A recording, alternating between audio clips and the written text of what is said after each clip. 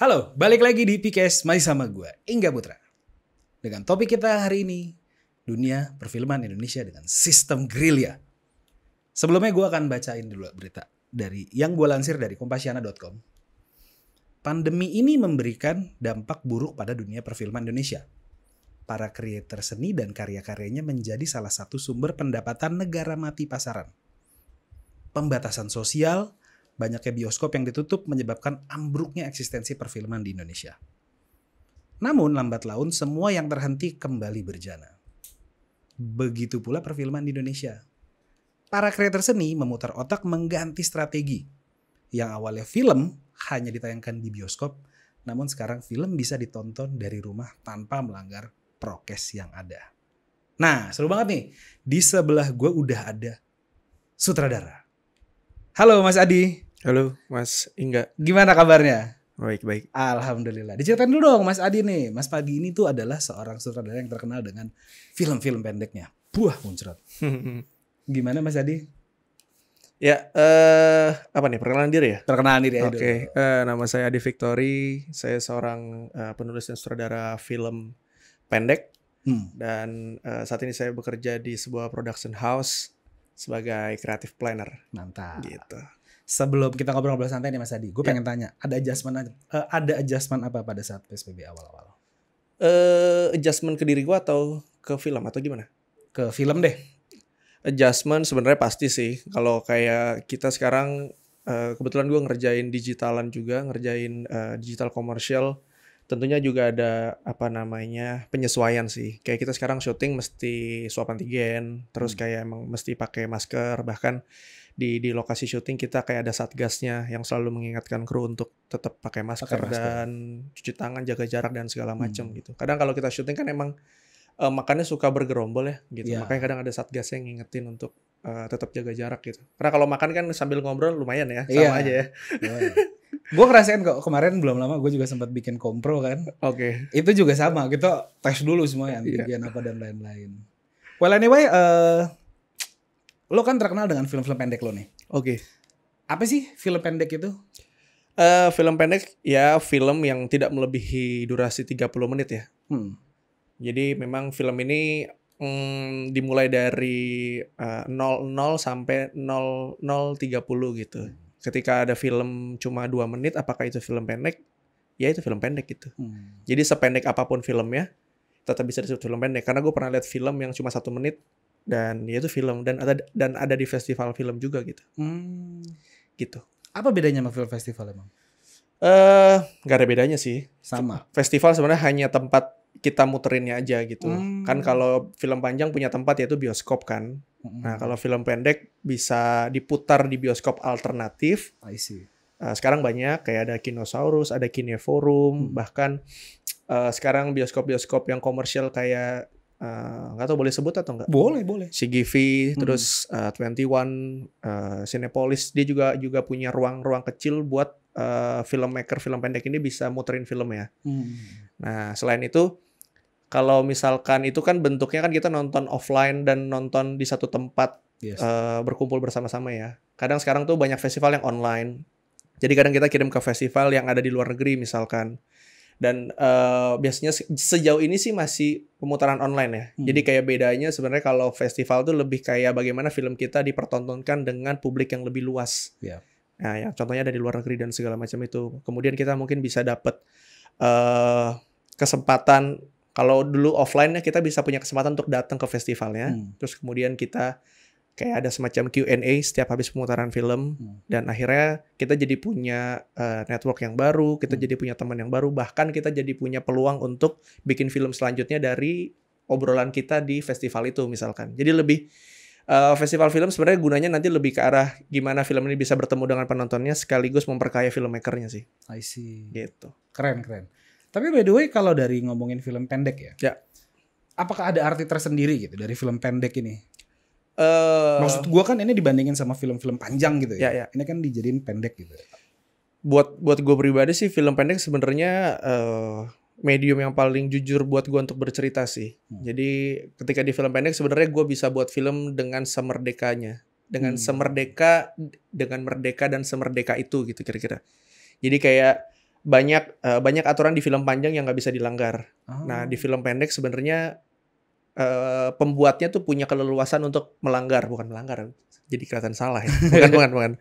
Pembuatnya tuh punya keleluasaan untuk membuat atau meng-create something yang nggak bisa di film panjang dan kita buat di film pendek dengan merdeka dan dengan sebebas-bebasnya. Intinya lu bisa menyampaikan perasaan lu di situ. Yes.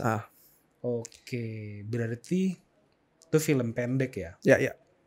Nah, kalau dari sisi apa ya, ide deh sampai ide, teknis, konsep sampai jadi itu gimana sih? Lu bisa ceritain nggak?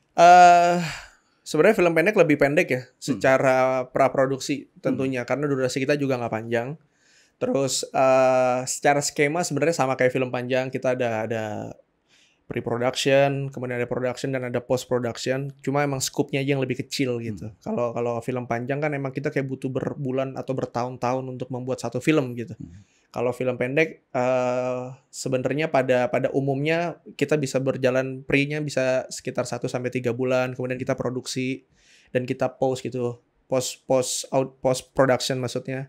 Jadi kayak dari awal sampai akhir mungkin bisa menghabiskan waktu 5-6 bulan. Tapi nggak tentu lagi-lagi. Ada yang bikin film sekarang punya ide, besok bikin film jadi, ada juga gitu. Jadi kayak tahapannya sebenarnya bisa kita atur sebagaimana filmmakernya mau bikin atau mau garap sejauh dan sedalam apa gitu. Berarti kalau lo bisa menyampaikan pesan lo atau lo merasa lo lebih bebas gitu lah membuat film ini, bisa nggak sih kalau gue bilang namanya film indie gitu? Ya mungkin bisa dibilang gitu. Jadi nggak cuman band aja yang indie ya, berarti ada juga ya film indie ya? Film pendek indie atau film pendek komersial, sebutan indie itu gimana ya? Ya sebenarnya intinya film pendek dia bisa berdiri di komersial, bisa berdiri di indie, sama kayak musik sih. Kan ada musik yang emang mainstream, komersial, tapi ada musik yang non komersial atau indie, dia punya skena sendiri gitu. Nah kayaknya kita ada di situ. Oh gitu. Nah ini tadi lo sempat ngomongin yang tentang TV dan lo ngomongin tentang siapa namanya film pendek. Iya. Bedanya apa sih emang kalau sutradara deh di film atau di TV?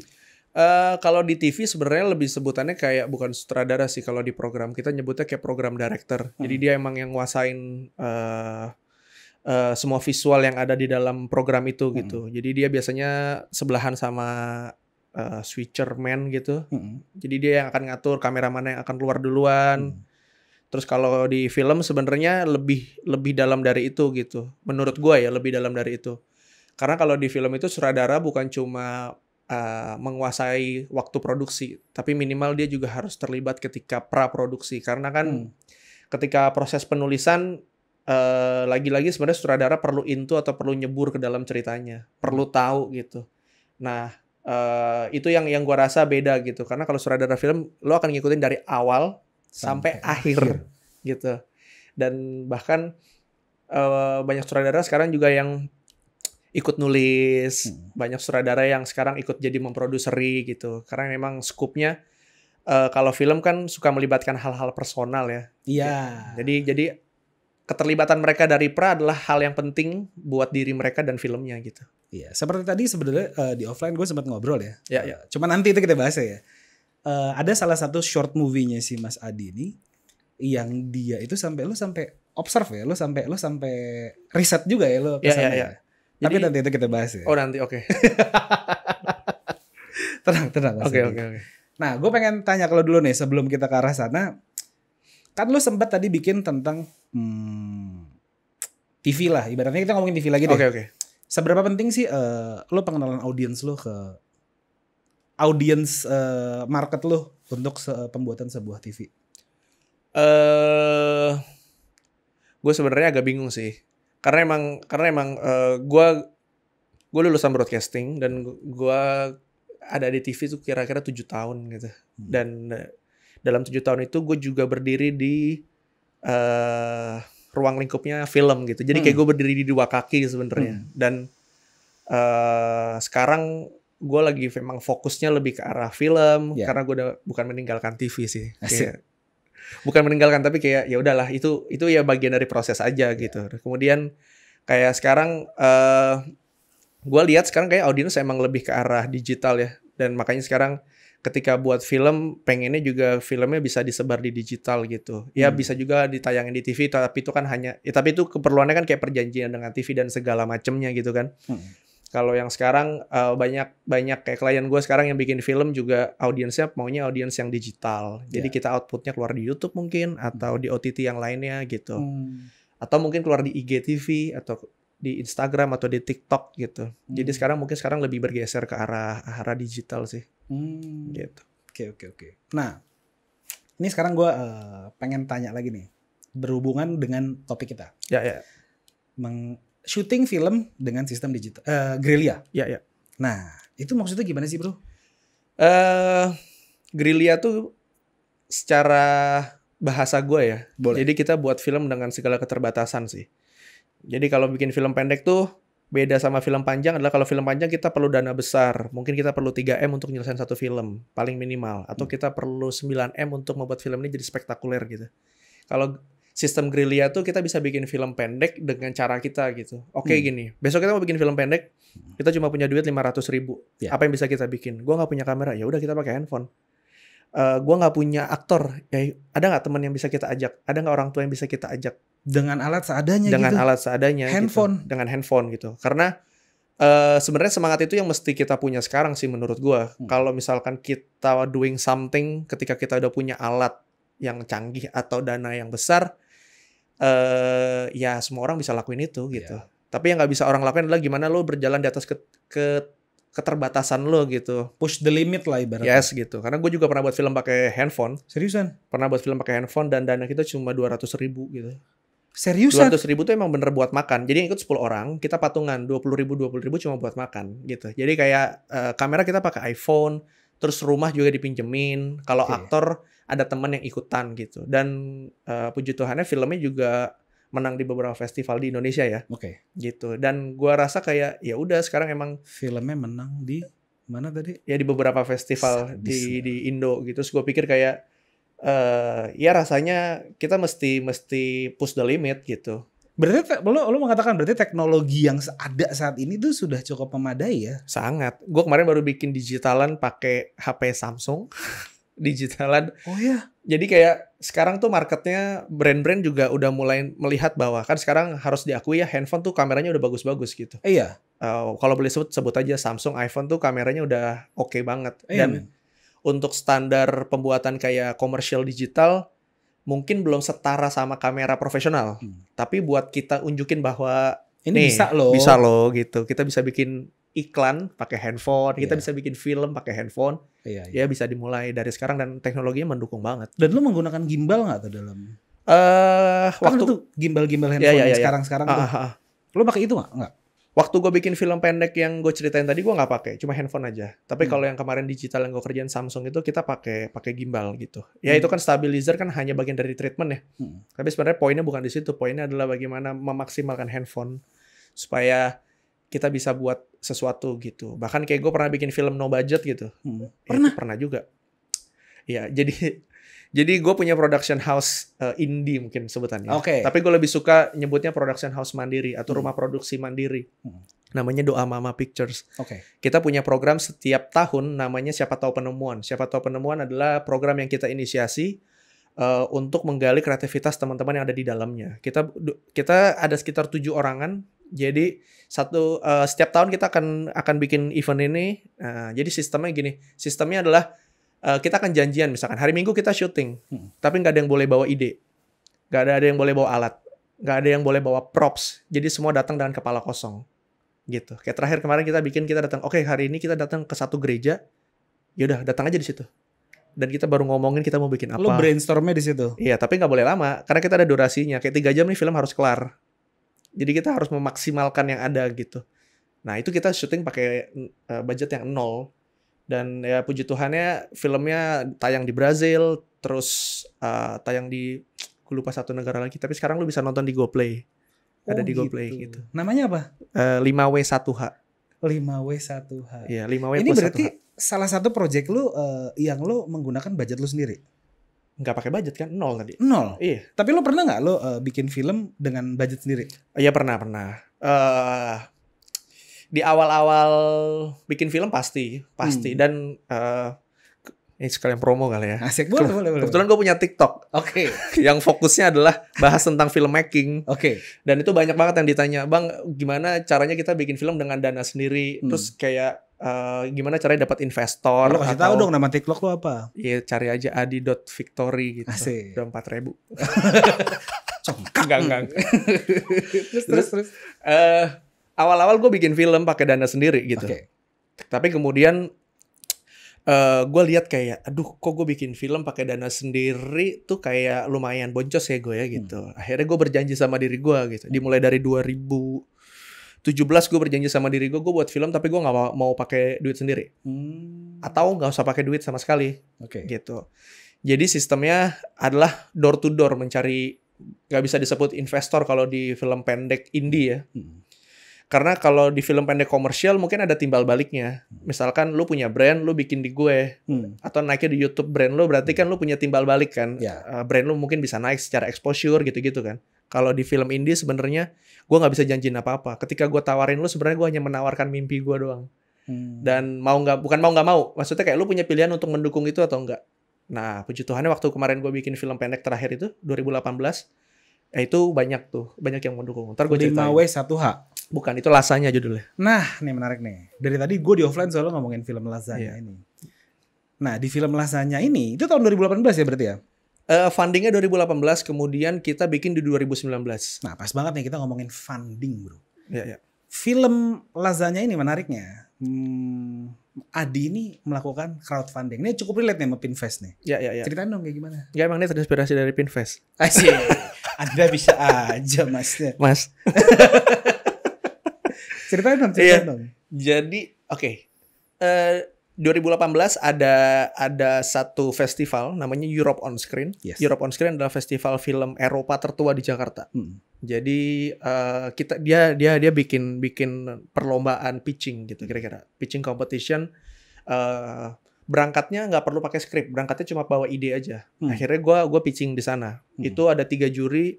Ada namanya Mbak Mendy, ada Tia Hasibuan, sama satu lagi gue lupa. Pokoknya dari Denmark. Tapi dia head judgesnya. Jadi gue pitching pakai bahasa Inggris gitu deh intinya. Dan sadis. Aman tapi tuh ya bahasanya. Enggak, gue bawa translator. terus. Jadi gue pitching di sana dengan ide kita tuh harus bersentuhan dengan dunia Eropa. Harus ada kesinambungannya. Akhirnya gue cari-cari, apa ya. Kebetulan gue punya interest yang tinggi dengan makanan. Karena gue suka makan. Kalau gue jalan-jalan yang gue cari adalah makanan sebenarnya gitu. Terus akhirnya gue pikir apa ya makanan yang dekat sama gue ya. Gak ada ternyata. Makanan Eropa gak ada yang dekat sama gue. Gue bisa makan gudeg, makan warteg. Itu kan gak ada di Eropa kan. Akhirnya gue lihat satu kartun namanya Ratatouille. Oh iya. Ratatouille itu kalau gak salah base-nya Perancis. Kalau gak salah ya. Terus kemudian gue mulai menelaah, aduh makanan apa ya. Terus gue cari. Akhirnya gue menemukan satu makanan yaitu lasagna. Lasagna kan makanan khas Itali. Kok gue lihat kayak menarik banget karena dia makanannya ditumpuk-tumpuk. Kalau lo lihat cara bikinnya, ini kayak ada layer 1 diisi, layer 2 diisi, layer 3 diisi gitu. Nah terus gue tertarik dengan makanan itu. Akhirnya gue mencoba kaitkan apa yang relate dengan Indonesia juga. Which is adalah yang waktu itu gue lagi kritisi adalah hukuman mati. Nah, akhirnya gue bikin analogi menurut gue. Jadi lasanya itu sebenarnya sedang memberikan kita tuh kayak sebenarnya hidup lo tuh akan berlapis-lapis. Dimulai dari lahir, hidup, kemudian mati gitu. Kayak ada fase-fasenya. Dan gue lihat itu ada di lasanya. Jadi kayak ada fase 1, fase 2, fase 3. Akhirnya cerita tuh yang gue bungkus. Ada kaitannya lasanya dengan hukuman mati di Indonesia. Terus gue pitching tuh di Europe on Screen. Puji Tuhannya yang kita nggak nyangka adalah lolos 10 besar. Padahal yang ikut juga banyak banget filmmaker profesional gitu. Terus kemudian kita menang, kita lebih nggak nyangka lagi. Gitu. Terus waktu gue menang itu gue disamperin sama orang Uni Eropa. Pakai dia nggak tahu gue orang mana, dia orang Italia apa Perancis gitu. Tapi dia bawa translator. Dia nyamperin gue, dia bilang gini, lo tau kenapa lo menang? Dia bilang gitu. Karena kita punya suara yang sama. Gue baru inget ternyata Uni Eropa juga menolak hukuman mati. Yang jelas setara sama isu dari film ini. Bahwa gue sebenarnya mengkritisi itu gitu. Buat gue kayak nggak ada satu manusia pun yang bisa menghilangkan manusia lainnya kecuali yang punya manusianya. Bingung gak lo? Enggak sih. Enggak, oke. Jadi Aman. yang coba bisa menghilangkan cuma yang punya aja. Iya. Ya sesama manusia sebenarnya lu nggak bisa menghilangkan manusia lainnya. Apapun kesalahannya maksud gue gitu. Kalau ada hukuman seumur hidup ya oke gitu ya udah. Hukuman seumur hidup berarti di penjara kan, bukan ditembak mati. Dan gue menolak itu sebenarnya. Nah akhirnya berjalan dari situ, bawa campaign besar itu mulai banyak yang datang, mulai banyak yang ikut dan mulai banyak yang mau join.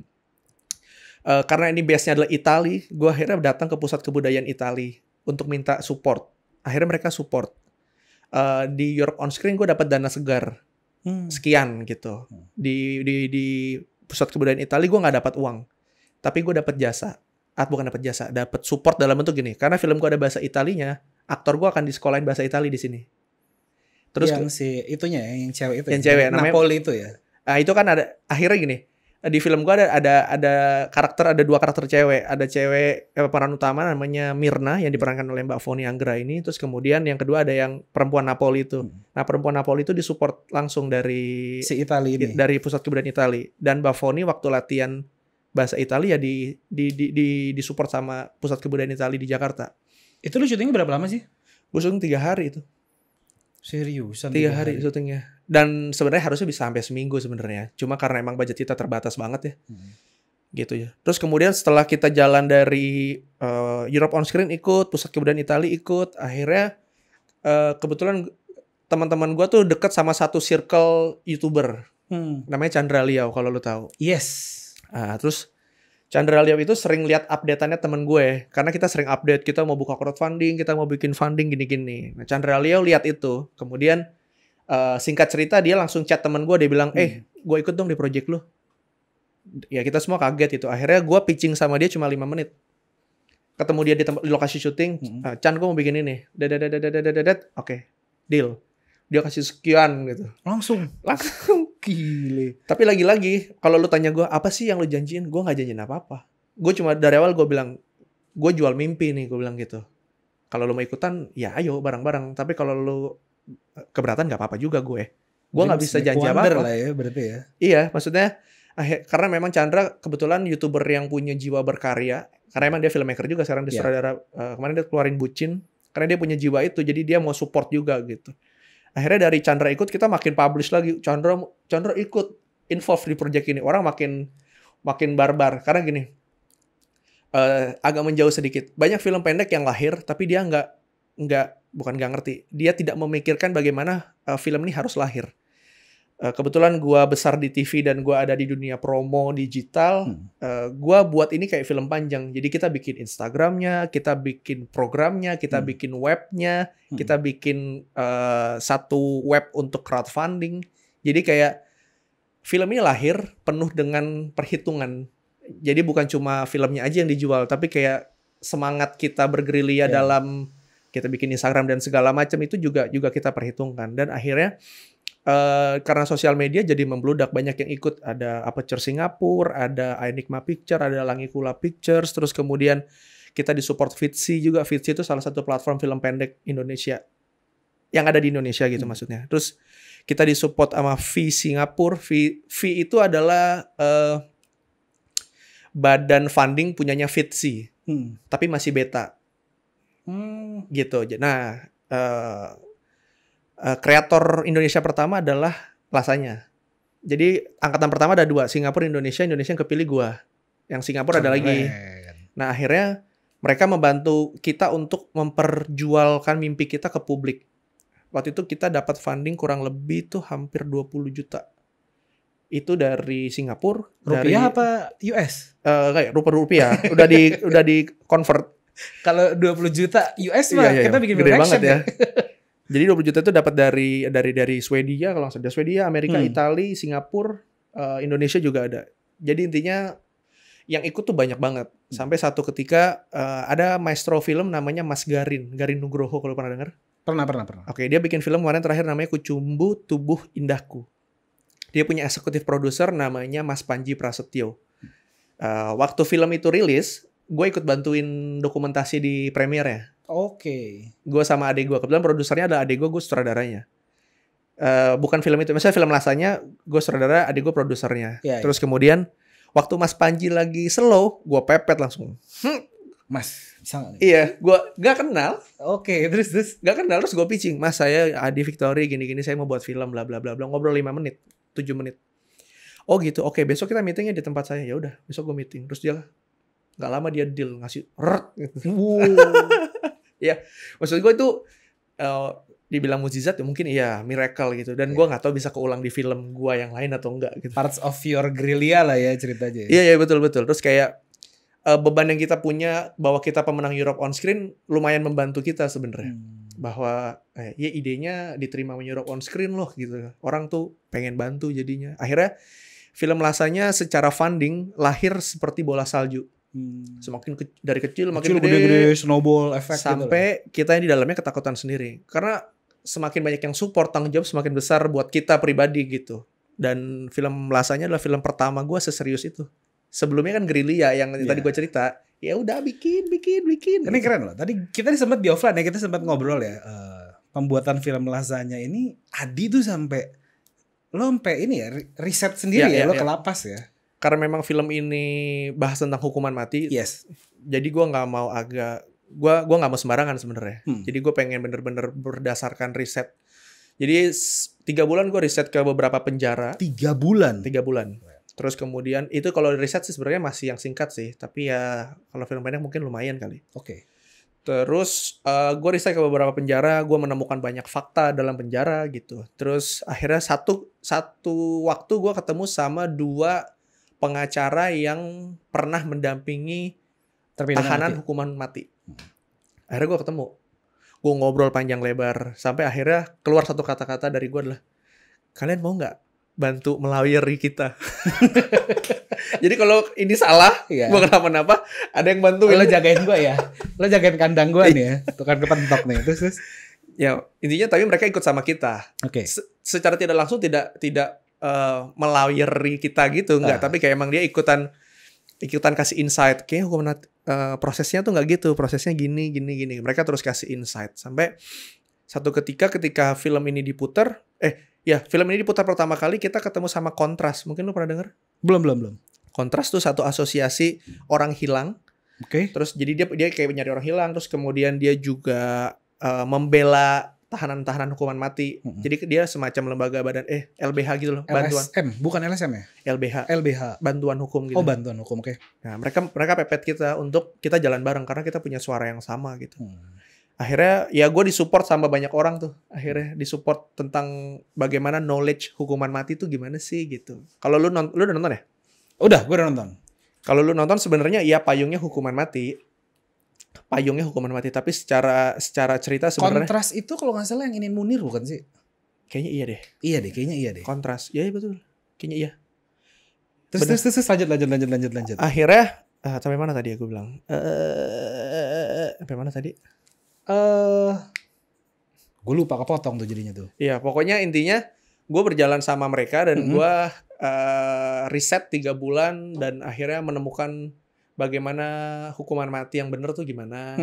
Terus payungnya hukuman mati. Kalau udah nonton, payungnya hukuman mati. Tapi sebenarnya inti dari filmnya atau apa ya?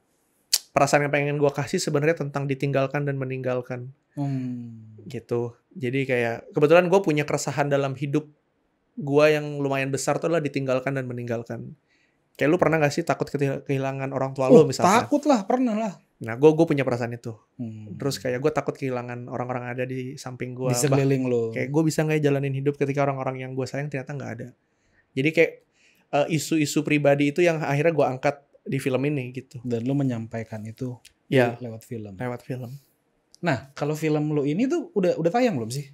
Film ini sebenarnya nggak tayang for public sih. Oke. Karena emang 2 tahun belakangan kita lagi setahun belakangan kita lagi goyo di beberapa festival.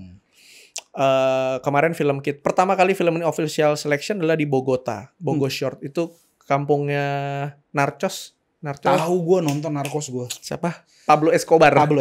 Nah, itu di tempat dia. Oh gitu. Di tempat dia. Jadi pertama kali itu di Bogota, di Short itu. Bogota. Kalau di film Narcos kan gitu kan. Bogota. Pertama kali tayang di sana. Oke. Terus kemudian berlanjut-lanjut kita masuk ke Roma, kita masuk ke Nepal, Terus kita lolos juga di Italia sendiri, di Roma, kemudian masuk di Oslo. Terus film ini menang di Houston, Houston International Film Festival yang ke-53. Jadi Indonesia tuh kalau nggak salah kirim banyak deh. Yang menang tuh 6 apa 7 gitu, termasuk Lasanya yang menang. Kita special mention waktu itu dari jurinya. Terus terakhir masuk di Jakarta Independent Festival yang mau ada ntar lagi. Itu kalau orang-orang pengen nonton tuh gimana tuh bro? Sejauh ini sih nggak bisa nonton sih. Sejauh ini sorry ya guys ya. Nggak. Sejauh ini filmnya memang karena masih festival, jadi ya di festivalan. Akhirnya kalau lu mau tayang lu mesti datang ke festivalnya. Oke. Dan lu kalau mau tahu lu bisa mampir ke Instagram kita @filmlasakna. Lasakna. Jangan lupa dimampirin tuh. Bisa mampir, itu kita suka kasih jadwal. Kita ada di mana gitu. Nah, menarik tuh. Dan kemungkinan tahun depan kita akan ada di sebuah platform yang kita nggak bisa sebut sekarang sih. Oke, no problem. Okay. Gitu. keren. Nah, mundur dikit nih ke point of view seorang director. Iya. Gue sempat ngelihat ada, tadi kan lo sempat mention Chandra Liao. Yes. Chandra Liao itu sempat tampil di, nggak tahu ya ini benar apa enggak, tapi mirip aja nih. Ada salah satu iklan lo kalau nggak salah. Iya. Namanya Raja Terakhir. Iya. Iya benar. Iya. Nah di situ kan ada unsur jokes-nya tuh. Yes. Iya karena gue pengen tanya, itu ada culture spesifik nggak sih kalau lo mau buat jokes biar lucu gitu? Yang menarik sebenarnya gini. Awal pertama kali yang kasih gue ruang untuk gue bisa go public sebetulnya salah satunya Chandra Liao. Oke. Jadi waktu itu gue jauh sebelum Raja Terakhir yang ada di YouTube-nya Tim Tuan, gue pernah bikin. Oke. Brandnya waktu itu Teh Tongci. Ya, tapi itu base-nya adalah heroes Indonesia. Jadi ada kayak Gatot Kaca, ada siapa lagi ya? Si Buta dari Gua Hantu gitu-gitu. Tapi karena satu dan lain hal, ada satu hal pokoknya akhirnya kita nggak bisa tayang tuh intinya gitu. Tapi gue pernah buat bareng Chandra pertama kali itu. Dan itu nyeleneh juga. Kayak lu nonton Raja Terakhir mungkin nyeleneh juga. Nyeleneh banget. Dan satu hal statementnya Chandra yang gue seneng adalah gitu. Dia bilang gini, kalau gue buat keren-kerenan, gue gak bakal telepon lu. Dia bilang gitu. Kalau gue mau buat yang aneh, yang... Kok suara kita dubbing gini ya bro? Katanya gitu. Kalau kita mau buat yang aneh, gue akan telepon lu gitu. Jadi waktu bikin Raja Terakhir, Chandra telepon gue. Karena apa menurut Chandra karya lo aneh-aneh? Enggak. Iya, dibilang gitu. Seriusan. Jadi dibilang, sebenarnya bukan melihat gue, tapi melihat doa mamanya. Doa mama menyertai guys. Lihat, jadi guys lihat nih bajunya doa mama menyertai. Penuh brandingan ya. terus. Jadi dia melihat doa mama bisa mengerjakan hal yang aneh-aneh yang sebenarnya mungkin bisa dilakukan oleh orang lain tapi nggak banyak. Akhirnya ya udah kita go with it gitu. Jadi kayak yaudah Chandra pengen bikin itu iklannya kan tentang Gipsum ya. Yes. Yang anti badai, anti suara dan lain-lain itu. Chandra cuma berangkat, gue mau bikin fashion video dengan brandnya adalah Gipsum. Jadi gimana caranya lo mengkomunikasikan terserah lo. Nah yang gue seneng dari Chandra adalah Chandra kasih ruang gue sangat bebas. Gue nggak expect loh kalau itu produknya Gipsum loh. Itu ya. Sampai akhir tuh gue nggak expect. Kalau produknya Gipsum men, gue bilang. Kalau lu lihat di komen tuh banyak tuh yang gak nyangka juga. Iya bangke banget, gue bilang anjay Gipsum doang. Gitu. Tapi kan konten depannya tuh lucu gitu gue ngeliat. Kok kenapa suara kita dubbing gitu ya? Terus tiba-tiba ini ada si Paduka, ngomongnya Paduka lagi. Aduh. Jadi, itu bisa lihat di YouTube ada gak tuh? Ada lo tonton di YouTube-nya Tim Tuan, cari aja Raja Terakhir. Itu bangke sih beneran ya. Bukan Raja Terakhir. Thumbnailnya Raja Terakhir tapi captionnya kalau gak salah YouTube Next Top Model. YouTube Next Top Model. Nah, jadi gue bingung nih YouTube Next Top Model cuman thumbnailnya tuh gambarnya gambar Gatot Kaca ya? Enggak, kalau itu pure Raja aja. Oh, pure Raja. Cuman kan dia pakai bajunya kayak baju-baju gitu. Betul. Jadi kayak akhirnya pikiran liar gue mulai mikir banyak hal tuh. Akhirnya gue maju sama Chandra dengan ide, Chan gimana kalau kita bikin ini basicnya adalah Benteng Takeshi, lu pernah lihat ya? Pernah. Nah, basicnya itu. Benteng Takeshi yang sebenarnya kita modif jadi Indonesia banget karena Jaya Board sendiri memang Indonesia banget gitu. Jadi kayak itu yang kita tarik. Terus akhirnya gue present bahwa idenya akan gini, lo akan dubbing, lo akan gini, nanti akan ada adegan aneh-anehnya gini-gini. Dan Chandra yang nggak ada masalah.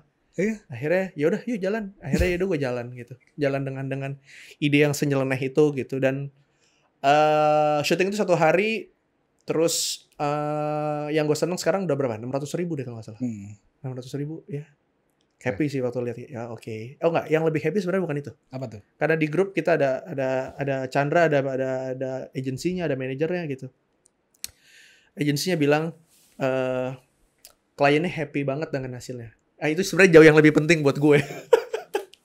Review dari klien ya? Dibandingkan dengan ya angkanya gue happy, tapi ketika kliennya bisa happy, gue sebenarnya happy banget. Mendapatkan pujian atas kerja keras lu. Ya, lumayan ya. Menghangatkan hati. Sama itu, gue boleh kasih tahu gak sih yang salah satu adegan itu? Mana? Lasanya nggak boleh. Tapi lu boleh tapi jangan. Udah nggak usah deh kalau itu, nggak usah deh. Udah. Kita main aman aja bapak. Udah. Gue pengen tanya satu lagi nih. Oke. Ini sebetulnya pertanyaan personal buat gue sih. Ada salah satu film lu. Kita ngomong santai aja deh ya. Oke. Salah satu film lu itu yang apa ya? Gue rada tertarik banget sih. Karena ini gue nontonnya cukup baper sih. Iya. Mata lu udah berkaca-kaca sih belum, Pak. Nah, ada salah satu filmnya Mas Adi ini, film pendek namanya Memorabilia. Iya.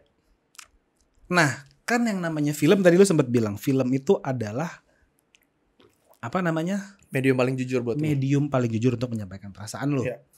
Nah, lu coba dong ceritain ke gua lu membuat film Memorabilia ini lu mau menyampaikan apa sih? Sebenarnya Memorabilia kan ceritanya intinya ada seorang badut. Ya kan sekarang kita suka lihat ya orang pakai baju badut ya. Yes. Seorang badut yang sebenarnya berjuang untuk anaknya. Sesimpel itu sih premisnya. Dan kenapa akhirnya ayah dan anak gitu, karena gue mungkin ini kan ya gue nulisnya berdua, ada satu lagi namanya Gilang dan terakhir gue yang bantu menulis. Kayaknya kita punya relevansi dan kedekatan yang sama tentang hubungan orang tua dan anak gitu. Apalagi terlebih gue gitu. Gue dulu dari umur umur 4 tahun sampai gue sekitar 15 tahun gue tuh punya kepahitan sama bokap gue. Kepahitan dalam arti gue benci banget sama bokap gue. Sampai ada satu momen di mana kayak kalau gue bisa bunuh gue bakal bunuh lo, kira-kira gitu. Kasar ya. Tapi ada satu momen saat gue umur 16 tahun itu yang bikin gue jadi melek mata dan memandang bokap gue as manusia gitu. Kalau dia berbuat salah ya dia manusia gitu. Dan hal itu yang memulihkan hubungan gue gitu. Akhirnya ada semacam miracle atau mujizat yang menyembuhkan hubungan ini. Akhirnya gue punya kedekatan itu. Dan gue punya segudang cerita tentang bapak sama anak. Karena gue ada di situ gitu. Jadi kayak Memorabilia sebenarnya adalah perasaan-perasaan gue terhadap bagaimana ayah bekerja keras buat anak-anaknya gitu. Kayak disclaimer kecil, bokap gue driver Gojek sampai hari ini. Jadi bokap gini, gue filmmaker, gue creative planner sekarang. Adik gue yang kedua adalah manajer produksi di salah satu NGO. Adik gue yang ketiga adalah salah satu produser di PH. Salah satu ada PH gitu. Dan bokap gue pernah ditanya sama customer, dia bilang gini, Pak anaknya kerja apa? Bokap gue bilang anak saya kerja ini, yang kedua kerja ini, yang ketiga kerja ini. Dengan bangga pasti orang tua. Iya. Kan? Terus dia bilang kayak, customer-nya bilang, loh kalau gitu bapak ngapain masih narik Gojek? Gitu kan. Terus bokap gue bilang kayak, ya nggak apa-apa, saya seneng aja gitu. Setidaknya saya nggak nyusahin anak-anak. Setidaknya kalau makan mah ada aja gitu. Dan gue tuh waktu diceritain bokap gue lumayan berkaca-kaca dalam artian gini. Sebenarnya lu bokap gue bisa pilih untuk nggak kerja. Karena sebenarnya mungkin lu bisa hidup dari kita gitu. Tapi kayak lu tetap kerja, gue lihat bahwa ternyata lu sekerja keras itu. Jadi kayak akhirnya hal itu yang gue taruh di Memorabilia, bagaimana si bapak ini bekerja keras dengan segitunya buat anaknya. Bahkan cuma buat beliin laptop. Wah sedih. Makanya nih gue bilang ini cukup baper sih buat gue. Iya. Kalau lu gimana? Banyak sih kalau gue dari sisi gue sih, gue ngelihat film Memorabilia itu gimana ya? Gue ngelihat salah satu perjuangan seorang bapak buat anak. Yes. Di situ gue ngelihat ada ya, walaupun lu sebenarnya itu produk kan untuk ya. Di situ ada kan brandnya. Ada brandnya kan. Lu sempat menyelipkan tabungan emas. Yes, betul. Iya kan. Nah di situ dia jual emasnya dia semua untuk beli laptop anak ini. Ya. Dan kayaknya itu ada beberapa yang relate sama gue sih. Karena bapak gue dulu pernah kayak gitu juga sama gue. Gitu. Oke. Bapak gue dulu pengen banget beli ina inu gitu. Cuman merelakan hal itu, hasrat kebendaannya dia untuk nyokolin kita lah kasarnya. Ya. Bapak gue cukup bekerja keras untuk itu. Ya baper kan jadinya. Ya oke Adi, lo kira-kira kalau misalkan nih semua pandemi bakalan berakhir, lo mau ngapain? Ya sebenarnya kalau pandemi berakhir ya pengen jalan-jalan sih gue. Amin, amin, amin, amin, amin. Karena gini, gue pribadi kan gue nulis juga ya. Gue lumayan gak bisa nulis di kotak gitu. Yeah. Di ruangan tuh gue lumayan gak bisa nulis. Jadi gue mesti nulis yang gue ada di tempat yang luas, gue bisa lihat interaksi manusia. Nah di situ justru kayak ada stimulus kreatif gue yang bekerja gitu. Jadi ketika jalan-jalan tuh rata-rata gue sambil nulis gitu. Meskipun kayak nulis premis doang atau nulis sinopsis doang. Tapi kalau sekarang pun sebenarnya pandemi belum berakhir, gue tetap akan terus berkarya sih gitu. Jadi kayak sebenarnya keadaan pandemi nggak akan membuat gue berhenti berkarya sebenarnya. Karena kayak ya tadi semangat gerilya itu di mana keterbatasan menghambat lo, sejauh apa lo bisa sustain, sejauh apa lo bisa ngelawan itu gitu. Nah, akhirnya terdekat ini gue mau bikin namanya music short film. Oke. Dimana kita akan gabungkan short film dengan musik video digabung jadi satu. Jadi ada satu band jazz namanya 24 dan ada 5 lagu mereka yang gue interpretasi dan akan gue bikin dalam waktu dekat gitu. Terus kayak mungkin upcoming projectnya sama kru di sini juga sama bisa Embuy. Gue juga akan garap satu film. Mas Embuy. Gue akan garap satu film pendek juga. Oke. Tentang dua orang yang saling bertanya siapa duluan yang akan mati gitu. Waduh, berat juga. Tapi secara eksekusinya gue akan berkolaborasi dengan Bang Boy as pilot drone race gitu. Mantap. Gitu sih. Luar Jadi biasa. Ceritanya masih ditulis sekarang. Tapi ya, tahun ini kemungkinan akan ada 2 yang akan gue kerjain gitu. Yang project pribadi ya. Kalau digitalan atau short film, kalau ada klien yang mau hubungin gue, jalan terus. Amin. Mudah-mudahan sukses ya Mas Adi ya. Thank you Mas Ingga. Mas Adi, ada pesan-pesan terakhir gitu buat teman-teman yang mungkin pengen coba bikin film dengan budget terbatas gitu? Sebenarnya mulai bikin dengan apa yang ada aja. Terus kayak jangan ragu-ragu buat nuangin ide. Terus kayak jangan terlalu jauh nyari ide. Kadang orang nyari ide terlalu jauh. Kayak lo pengen bikin something tapi ide lo kejauhan gitu. Padahal sebenarnya idenya ada di sekitar lo. Lo bisa lihat sekitar lo bisa lihat kanan kiri lo. Oh, kayaknya ada nih gitu. Jadi kayak mulai dengan hal-hal yang sesimpel itu dan mulai dengan hal-hal yang ada di dekat lo dan mulailah berjalan atau mempercayai ide lo, kemudian produksi dengan apa yang lo punya. Lo punya kameranya misalkan nggak sebagus kamera profesional, nggak apa-apa, pakai aja. Terus kayak lampu-lampu gini, ini lampunya udah oke-oke. Di tempat gua waktu gua bikin, gua tuh pakai ember. Gue kasih aluminium foil, gue bor, gue kasih lampu. Jadi supaya bisa kayak lighting gitu. Jadi kita bikin segerilya itu supaya filmnya tetap bisa jadi. Dan itu lu share gak di TikTok lo yang followernya udah 4.000 gitu? Belum sih, belum. Gak terasa ya waktu juga udah memisahkan kita. Terima kasih banget Mas Adi udah main-main. Masih enggak. Oke Mas Adi, sebelum ya. lo pamit nih ya, gue ada buah tangan buat lo Mas Adi. Oke. Thank you banget lo udah main-main kesini. Oke. Dan sama-sama Mas Adi. Dan buat teman-teman yang pengen dengerin ngobrol-ngobrol santai kita di episode berikutnya, jangan lupa tonton kita di YouTube, di Spotify, dan di Google Podcast. Dan gue Ingga Putra, saya Adi Victory. Kami mau undur diri, sampai jumpa di podcast selanjutnya. Bye-bye.